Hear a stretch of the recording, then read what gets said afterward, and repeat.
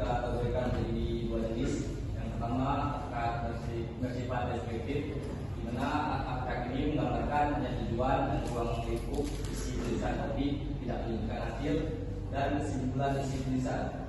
Yang kedua itu ada abstrak yang bersifat informatif.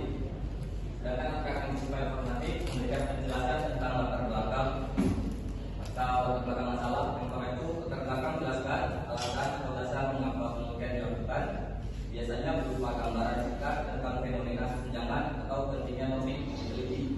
Yang kedua itu ada masalah merupakan fokus atau rumusan masalah yang ingin dijawab dalam penelitian, disajikan dalam bentuk pernyataan tentang apa yang hendak diteliti. Yang kedua itu ada pendekatan atau metode. Di sini menjelaskan cara atau metode penelitian yang digunakan untuk memecahkan masalah, seperti penelitian, teknik pengumpulan data, dan cara analisis data. Yang keempat itu ada hasil. Hasil merupakan temuan utama penelitian secara ringkas, biasanya berupa data atau fakta yang menunjukkan hasil dari analisis. Dan yang kelima itu adalah kesimpulan, isi jawaban akhir terhadap masalah penelitian dan makna dari hasil yang diperoleh, termasuk implikasi atau saran singkat juga diperlukan.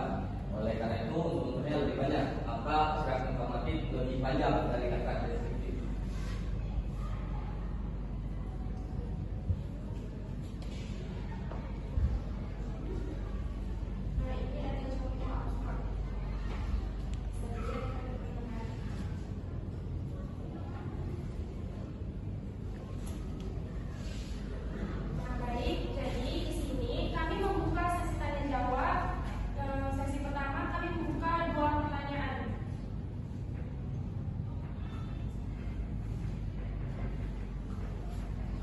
Baik, apakah ada yang ingin bertanya?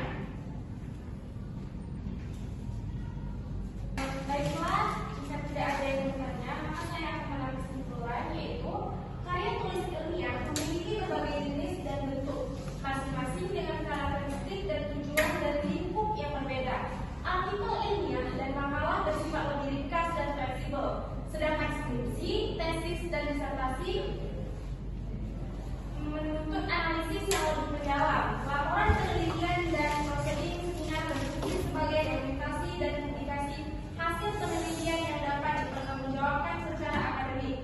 Abstrak memegang peran penting sebagai ringkasan karya ilmiah yang memungkinkan pembaca memahami inti penelitian tanpa membaca keseluruhan dokumen.